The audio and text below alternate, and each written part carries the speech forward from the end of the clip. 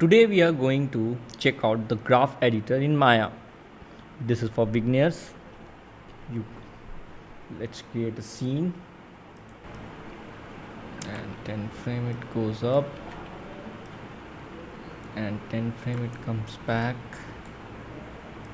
10 frame it goes up and 10 frame it comes back. Okay, this is the rough, just a basic animation I did. Let's open the graph editor, Windows, animation editor, graph editor. If you open it, this panel will come to you. Okay, you can create a shortcut. Let's go to custom, good. And how to create, you can add your graph editor to yourself. Okay, this is yourself. You can go to custom, Windows, animation, and before clicking graph editor you need to press Ctrl and Shift, both keys together, and left click on graph editor. Nothing will happen, but a shortcut will generate here. When you click into that shortcut, your graph editor will open. So this is how you can add your graph editor to yourself. Next, let's talk about graph editor. So what does it represent? Let's select the cube. Graph editor will not show you anything until you select. Whatever you select, it will show it. I selected one cube. I'll select all. It shows all. So on the left hand side it shows PQ4 3 2 1. You can see PQ1 2 3 4. There are 4 cubes. It's showing all 4, and it's also showing all their keys. If I drag and select here, you can see there is a blue dot on y-axis, 1 2 3, and there is 4. If I drag select everything, you can see there is a dot on every values. So everything is selected right now. If I just click here, so the y-axis of PQ1 is selected. So if I go here and move this key down, you can see only one cube is coming down. If I drag select and move it down, all 4 is coming down. That means all 4 keys are selected. You can see why the dot is coming in front of the y-axis, all 4 cubes. So this is how you work with the graph editor. Now the next thing, you can see this is your values on the left side, and on the top of that there is a time. So this is the 10 frame, represents the 10 time here in the timeline, and this value represent the exact value you get in your channel box. So your x is -8, y is +7. So if you see your x, it's -8, your y, x, y. If I select all together, you can see x is in the negative, y is in the. If I just click on the p cube, all the axis will. So if I just click on y-axis, only y-axis will be visible, none other than that. Let's talk about navigation, how to move in graph editor. So there are few things you can do. You can zoom, you can pan. Okay, so how to zoom? Basic zoom is right click, alt and right click, you can zoom. Then alt and middle mouse, you can pan. You want to zoom here, you can zoom it like this. There is another 2-dimensional, actually this is already a 2-dimensional, I would say 1-dimension zoom. You can zoom in one axis. Like if you only want to zoom between this, but you don't want to change, like you want to keep it 10 up to 10, but you want to zoom between the time only in one direction, not here, only this way. What it does, it zooms in both direction. So there is a way to zoom in only one direction. You need to press alt and shift. So alt and right click is your zoom. You can also use a scroll, and if you use shift along with alt, you need to press both buttons, and then the third button is right click. When you do that, you get question here. If I move it up, it will only zoom in up and down, you can see. Then again I'll repeat the process, alt, shift and right click, and I'll go towards left. Now I'm moving left to right, it's only zooming left to right. You can see the 30 value on time is remaining same.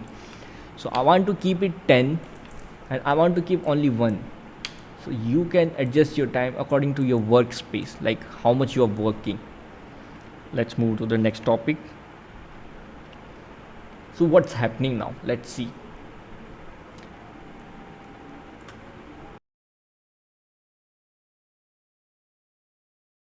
The ball is going up and down for like 2 times. This is what we animated. It's slowly going up and slowly coming down. If you see, so what is this line represents? So these are the key. These are the 4 point. There is 5 point actually. You can move your graph. You can move your keys, just as we already checked that. If I select drag and select all, so there is only one cube is selected. If I move, only one cube will move here. I'm just moving it up and down. I'm not moving it right and left. If I move it right and left, what will happen? The keys on time will change. So you can see there is 10 keys on 10. I move it left. Let's say 2 frame. Now there is a key on 8 and the key on 10 is already there. Why keys on it? If I select P cube 1, you can see that I press S and there is a lots of key. So other key remains there at the 10 and one key has moved to 8. So now there is 2 key we can see. If we move these 2 as well, now there is no key on 10. So basically it represents all the key in your object, and you can move it, you can change the value, you can change the timing, and you can change your space as well as that. So this is that. So let's talk about tangents. What is this tangent? So this is the line you see in your graph. It tells your tangent. It sees your tangent. You can move it in any direction. What does happen? It doesn't affect your current position, but it affects what is happening after and what is happening before. So this is your before and this is your after. So what's happening right now? Ball is coming and ending slowly and going slowly. If I change, what will happen? Let's change this, leave it straight, and we'll change it. We'll not. We're just changing one right now. Let's see what happens. Let's hit the play button. Now you can see there is a slight difference. Okay, I also changed the last key of only 1. You can see there is a difference. Let's match all the keys. Almost same. Okay, so you can see the difference now here. So what's happening? It's going way above and rest are coming down. So you can easily see that from the graph. The P cube 1 is going up and P cube 2 is not going up. So if I see the graph closely, what's happening in P cube 1, it's going up. So it's still going up. The value is still increasing. So it's going up, but the P cube 2 value is not increasing. Its graph is coming down. So it goes down. This is how the graph works. Even before, you can see they are approaching faster than P cube 1. Why? P cube 1 is still below here. So this is your P cube 2 curve.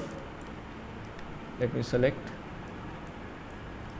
Yeah, this is your P cube 2 curve. You can see P cube 2 highlighted, translate Y, and this is your P cube 1 translate Y. So P cube 1 is staying below because the graph tangent I changed. Now its Y value is lesser than the value of P cube 2. So that's why P cube 2 is higher than P cube 1. So as the graph goes, the same way the ball goes. So you can change the time, and you can change, no, you can't change, you can change the time on graph. I mean, you can change the speed of the ball, whether it goes slow, how much fast, without doing lots of calculations. So just you need to understand the graph very well. You need to do a lot of experiment with the graph and you'll know. So this is the one example you can do, and I'll do. Okay, let's talk about other things. The type of tangents. If you go to tangent here, on top of that you will see type of tangent. I'll just talk it.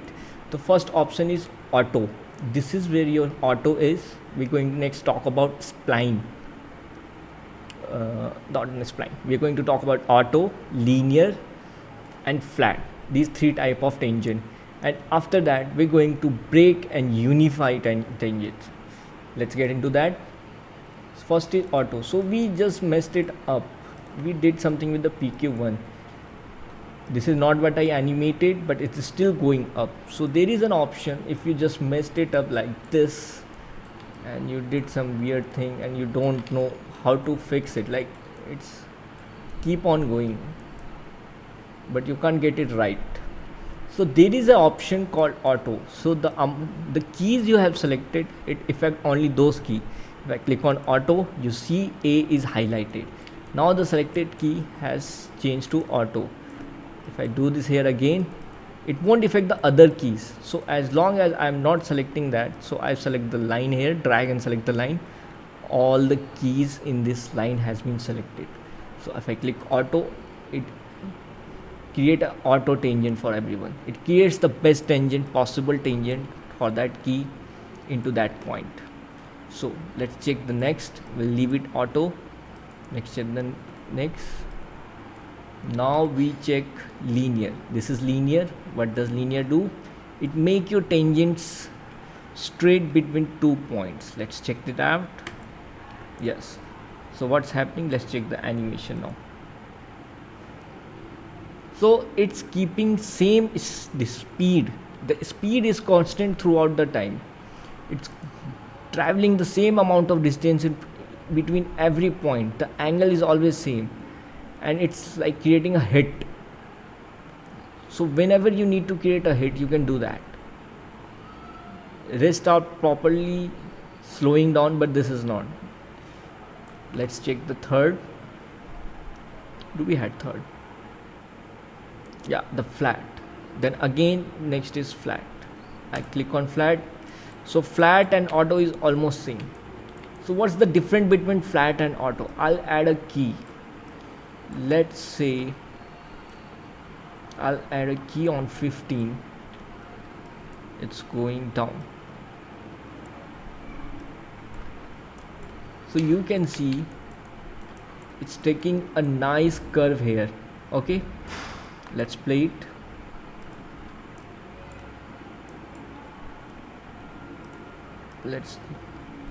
You can see it's reaching faster because I have modified the keys, and it's going slowly to the next point, and the graph is also smooth, so it's going like that. So what does auto does? So auto, it's what already auto. The auto key automatically takes the best tangent for this scenario and apply that. What will happen if we do straight? Let's try straight. This is your flat, that means. So it flatten your tangent. What it does, it let it go with this speed, it slow down, it almost stop for a 1 frame, and then it starts to going again. So you will find a jerk in animation here. See, you will feel the ball is stopping here. So whenever you see such an option, such an action or a speed, you know what's happening there. You need to clean your graph. So you can do it manually, or you can just select and press the auto. So auto is best to start with, and your animation will go smooth. Let's check what else we have to create a hit on the ground. Let's check this out. Breaking of tangent and make joining impact. So there is an option, break tangent. This is your break tangent. You can find it here in tangent. How to break it? You just need to click it. As soon as you click the break tangent, I will do the undo. Let's zoom in. There is another option. You can press F to focus on any point. Like you lost, you select your key, press F. You haven't selected your key, press F. It focus on the entire scene. If you selected a line, it will focus on the line. If you selected 2 key, let's select 2 key and press F. It focus between those 2 key, in and out. We are talking about breaking the tangent, so let's break the tangent. So as soon as click on break tangent, you can see it now. It's representing in dotted line. Now what's happening? Let's see. It's happening like this. You can move it freely. Where it comes handy, I'll let you know. There is another option, flat tangent. No, not flat. The linear tangent. It also does that, but there is a difference. Let's undo. Now it's a straight, both are moving with each other. Wait, if I do linear, I haven't selected this tangent, so only one is linear. If I select it again, okay, now it's linear, but it's still connected to the other. One is affecting the another tangent, it will happen. So if you want to move it independently without disturbing the outer tangent, you need to break it. Break tangent, the shortcut is here. Now I can move it independently. Let's create a hit. If I do that, what will happen?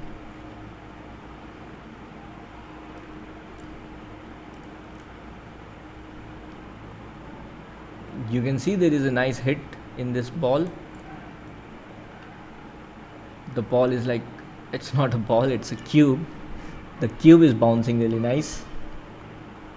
So it's happening because of the graph, the tangent we modified. So it's staying a decent amount of time on the top. If I break the other two tangents, tangents are break. So what else if you want to do, if you mistakenly broken this tangent and did something like that, you can't get the perfect, like you did this and you want to make it straight again.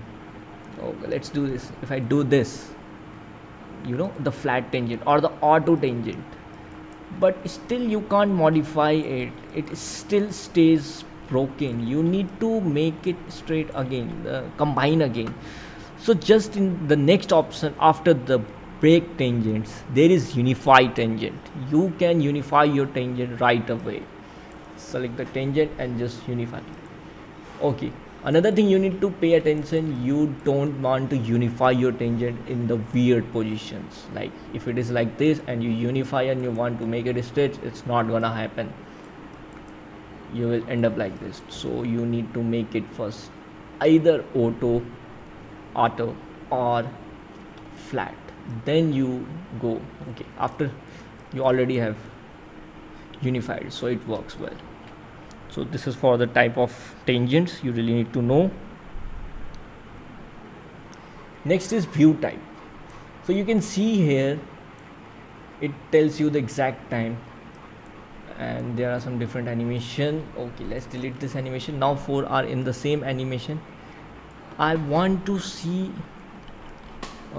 animation of different angle and different curve. It's all are same, though it's not really hard.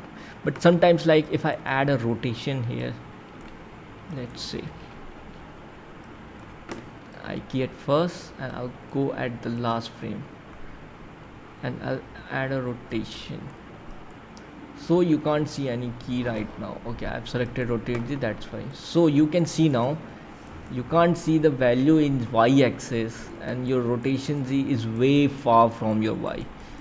You can't see the both at the same time. If you want to edit y and if you want to edit, you have to move a lot every time for these situations. What you can do, there is a little tip for this. There is a type of view in the graph editor.